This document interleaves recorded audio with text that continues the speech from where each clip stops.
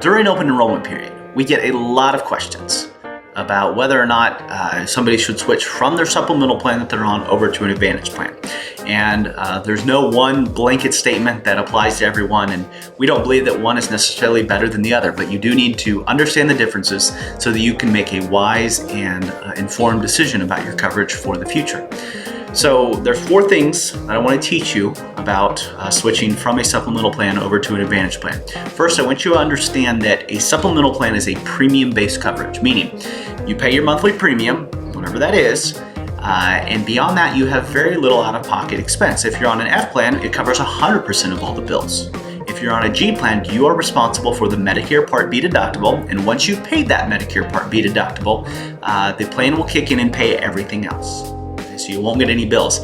You can see your doctor every day, have an MRI every week, go in the hospital 6 months out of the year. You will not get a bill. Okay, so that's how a supplemental plan works. Pay your premium, most of the bills are taken care of. On the Advantage plan side, works quite differently. There's little or no monthly premium, and I'm sure you've seen this on TV. They say $0 for this, $0 for this, $0 for that. Doesn't cost you anything to see your doctor, no monthly premium, all that kind of stuff. You've seen all that. That's probably why you're wondering what you should do. But the Advantage plan world, it's true. Very little monthly premium, and then basically it becomes a copay-based system. So you pay copays. Go to see your doctor anywhere from $0 to $10. See a specialist, probably $40 to $50. Spend 3 or 4 or 5 nights in the hospital, you're probably going to come out with a $1,500, $1,800 bill that you're going to have to pay. Have an MRI, $200, $300. Outpatient surgery, probably $300. So there's just kind of a laundry list. You're cost sharing, right? Because you're not paying much in monthly premium, maybe nothing. Most of the plans are $0 to about $39 in most places. So again, supplemental premium based, Advantage plan, copay based, low monthly premium, copays for everything that you do. And they usually set a ceiling. Okay, so maybe that's $5,000 ceiling or $6,000 ceiling. They set a ceiling of the max that you'd have to pay over in the Advantage plan world. Okay, so that's the one difference. The second thing that I want you to understand is that on supplemental plans, there are no networks. Anywhere in the country, as long as that provider accepts Medicare, you can go there. Okay? You never have to call and say, hey, do you take the Blue Cross and Blue Shield supplement plan, or Mutual of Omaha, or Cigna, or Aetna, or United Healthcare, whatever it is. You never have to ask that. As long as that provider takes Medicare, you can go there.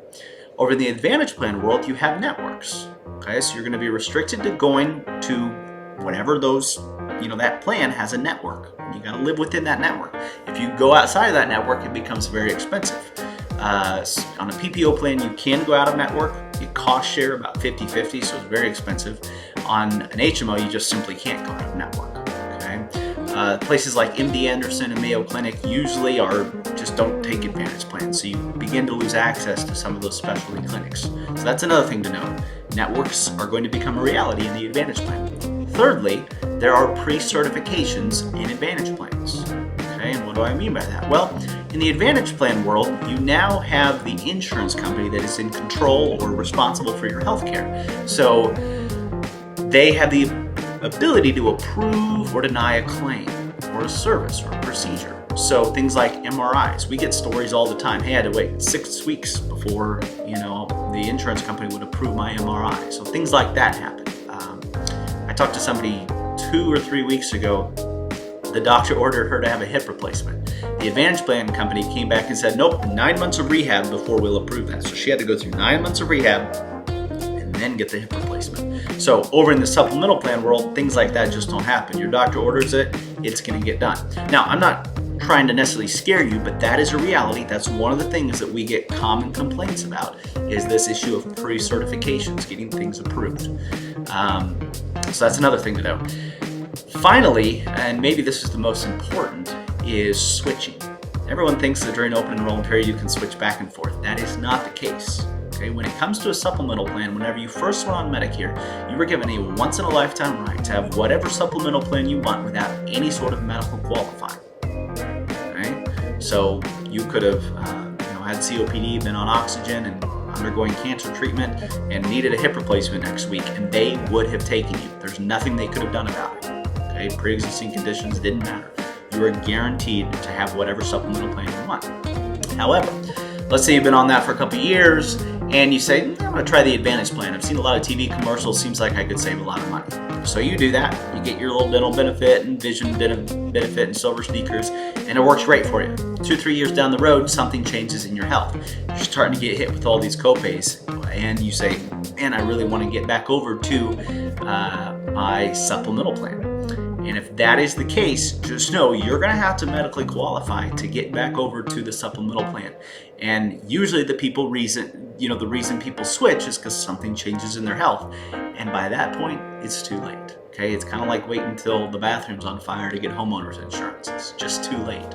So that's another thing to know. And remember, you can always switch to an Advantage plan. So if the premiums on a supplemental plan ever get to the point where you're saying, man, I either can't afford it or just don't want to afford it, you can always switch over to the Advantage plan during open enrollment period. Remember, the only stipulation of Advantage plans is you can't have end-stage renal disease, which is kidney failure, right?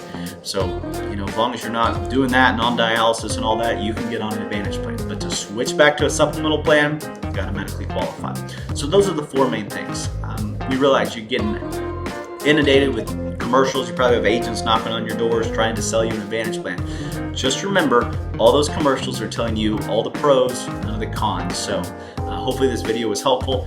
But if you watch this and you say, hey, I still want to switch to an Advantage plan, let us know. We'd love to walk you through that and make sure that you find an Advantage plan that suits your needs.